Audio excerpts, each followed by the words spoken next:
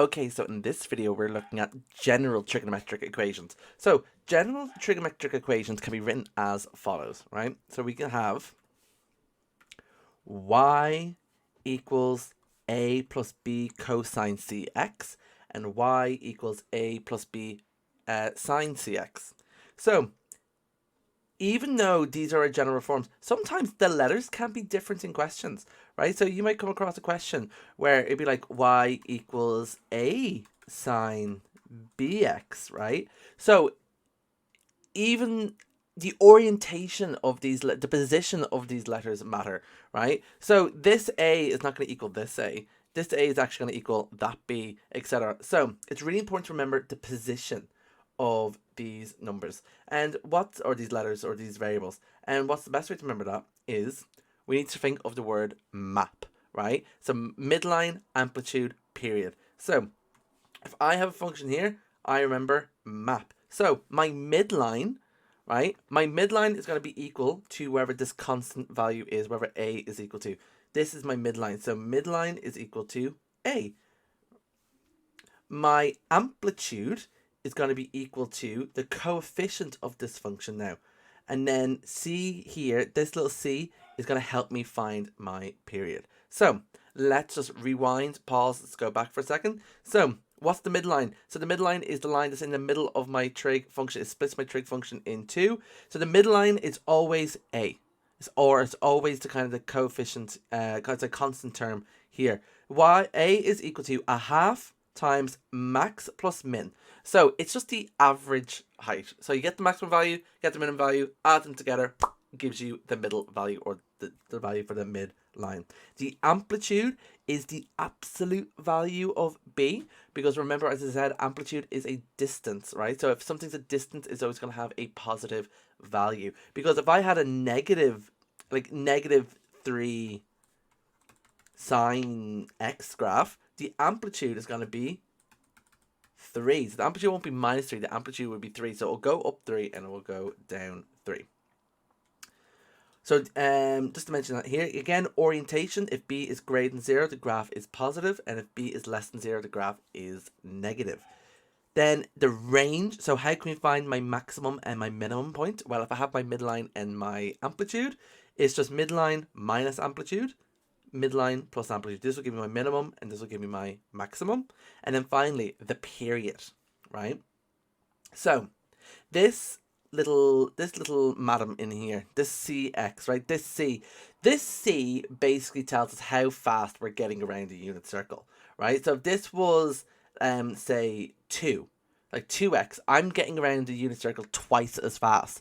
So therefore my period will be half of what it is. If this was like say 5x, I'm getting around my unit circle 5 times as fast. So I divide my period by 5. So the general rule of thumb is the period is equal to 2 pi divided by c, or 360 divided by c if we're dealing with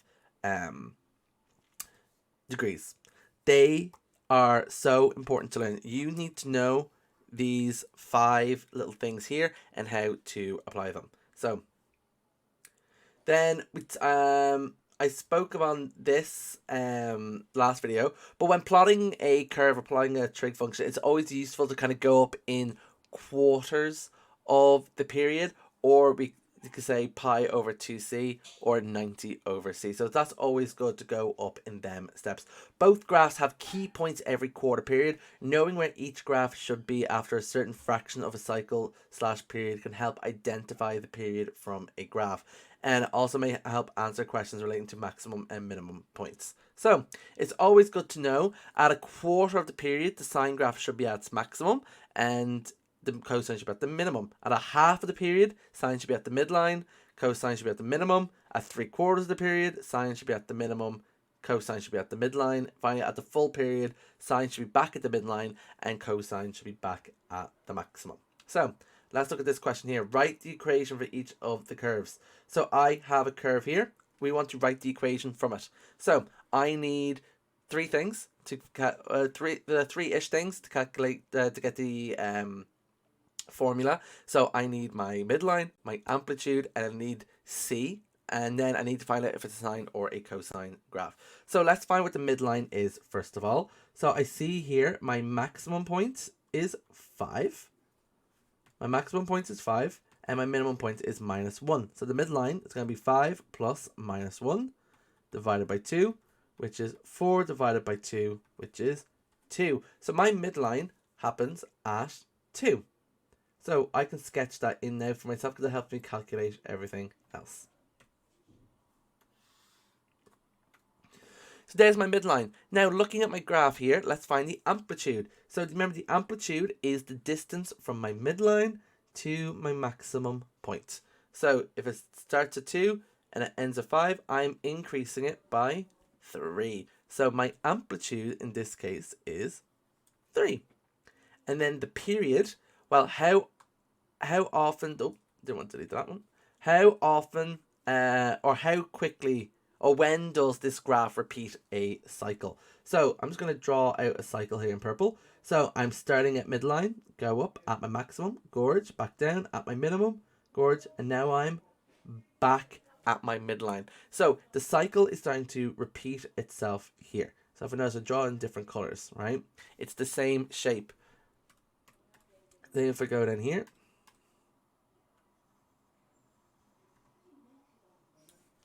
and same if I go here. So I have the same 4 patterns here, right? So how often does it repeat itself? Well, I'm going to look at my starting value here, 0, and it starts to repeat itself at pi. So I can say the period is equal to pi. So I can say the period is equal to pi. So now I need to find out what A, B, and C are. Well, A is my midline, so A is equal to 2, gorge. B is my amplitude, but now this is going to be a sine graph. It's going to be a sine graph because it's starting at the midline and it's going to its maximum point first. So it's going to be a positive sine graph. So B is going to be equal to +3. If it was the sine graph and it went to its minimum first, B would be -3, but in this case, it's going to +3. The period, well, I know that's equal to 2 pi over c. So c pi is equal to 2 pi divided sides by pi. I get c is equal to 2. So I have f of x equals a plus b sine c x, which is equal to 2 plus 3 sine 2x. And that is the function from that graph. Let's look at the same here. So let's calculate my midline. Well, I can see here my maximum is 3 and my minimum is -5. So 3 plus -5 divided by 2 is going to be -2 divided by 2, which is -1. So my midline happens, gorge, at -1. There's my midline. So that's my midline. Amplitude. So my graph goes from -1 to 3. So my amplitude is actually, is that 3? Yes, it is. Right. So my amplitude is going to be 3. So I notice here, this graph, this is my midline. My graph is starting below my midline. So this is going to be a negative cosine graph. And if it's going to be a negative cosine graph, B is going to be -3. So A is equal to -1. And then C, what's the period? Well, how often does the graph repeat itself? So we could use the knowledge that at half the period, my cosine should be back at the maximum. So we can use that little graph up here to help us. I can use that knowledge there where cosine is half the period. Cosine will reach the other maximum points at half the period. Or I can just have a look here. Well, I'm at my minimum, going up, reach my maximum, back down, cross my midline, and I'm back to minimum, and I'm about to go back up. That happens at 2 pi. So my period is going to be equal to 2 pi. Now remember, 2 pi is equal to 2 pi divided by c. Well, 2 pi divided by c, anything divided by 1 is itself. So c in this case is just going to be 1. So I've now got my a, b, and c. So I have f of x is equal to minus 1 minus 3 cosine 1x, or minus 1 minus 3 cosine x. And there we have it. I've just formed the function from the graph there. Now, sometimes we could be given just information, like a word problem. We could be given information, and we have to figure out the key points from the information given. Sorry if you can hear my dog barking.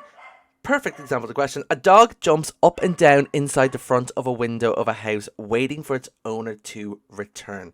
So he jumps at a height of 0.4 meters above the windmill and lands back down on the ground, which is 0.4 meters below the windmill. He does this in a regular motion, simple harmonic motion. It just means he's oscillating. So he's actually reaching the same values. Maximum, jumping up, jumping down, jumping up and down, jumping up, jumping down.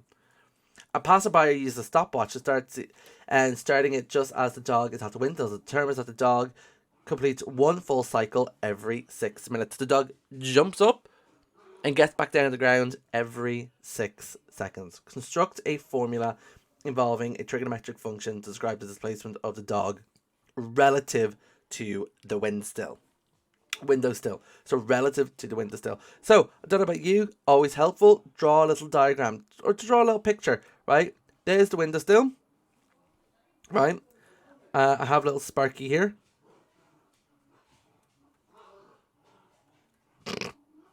That's my dog. Whoop-de-doo. So we're assuming we're starting here, and like this is the floor. So he's like kind of mid jump, yeah. So he's gonna jump up. I do not know how to draw a dog. No, I'll just deal with it. There you go. The dog jumped up next to see his owner. So he jumped up a height of 0.4. And then he obviously came back down here at the windowsill when he was falling. Oh god, my dog pictures are getting worse and worse. Right? So he jumped up. Then he's falling back down. And then finally, the last place, he's back on the ground again now, which is 0.4 below the windowsill. So jump up, jump down, there it is. So I can see very clearly now, anyway, that my midline will be the windowsill. And I know that the windowsill, well, this is the ground. Well, the ground has to be at 0, isn't it? So like the ground's at 0, like ground level is height of 0. So we can see here. So we are looking at passerby starting as the dog is at the windowsill. So construct a formula there. So if this is 0, my maximum point, so is this the ground, right? This is the ground. My maximum point will be, well, the windowsill is 0.4 meters above the ground, and he jumped 0.4 meters above that. So my maximum point is 0.8. So 0.4, 0.4. And then my minimum point is just going to be 0. So he's on the ground. So my minimum point is 0. And therefore, my midline will be 0.4 because the windowsill is 0.4 meters above the ground. So let's fill in that information for myself there. My midline A is 0.4. My B, or my amplitude, is going to be 0.4 as well. And then C, well, how can I find out the coefficient here? So I'm looking at the period. I know the cycle starts repeating itself every 6 seconds. So it says here, the dog completes the full cycle, 1 cycle every 6 seconds. So that is my period. So the period is equal to 6, which is equal to 2 pi over c. 6c is equal to 2 pi. C is equal to 2 pi over 6, which is pi over 3. So c is equal to pi over 3. So my function is going to be 0.4 plus 0.4. If we look here, if we're looking at when the dog starts on the windowsill, it's a sine graph, right? It's a sine graph because we're starting at my midline.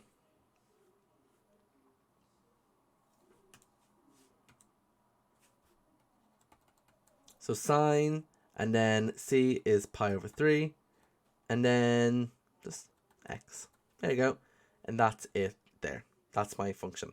So, that's part 1. Sketch the graph of this function. Well, sketch the graph of this function, and after 2.5 seconds, how high above the windowsill is the dog? So, you can sketch this function by putting it in your calculator or getting the key points. But here it is here. This is the sketch of the graph once you sketch it out properly. And then we're looking at how high is the dog at 2.5 meters. So it's at 2.5 seconds. So 2.5 seconds, we go up, bing, hit the graph, go across, read it, 0.6. After 2.5 seconds, the dog is 0.6 meters above the ground. Now finally, is the dog above or below the windowsill after 37 seconds? So, after 37 seconds, is he? So, he is back at the windowsill every 6 seconds. So, let's see now. So, 37 divided by 6. So that's 6 complete rotations or complete cycles. Plus 1 second extra. So, he's 1 second extra, so he completed 6 cycles, and then a second extra, he's going to be above the windowsill, right? So, start the cycle again, go up to 1, he's going to be above the windowsill. He's above my midline. So, therefore, above window still. Right, so there were just some 2 questions there. In the next video, we'll just look at some exam paper questions. And I hope this video was some help to you guys. And I'll catch you guys later. Bye.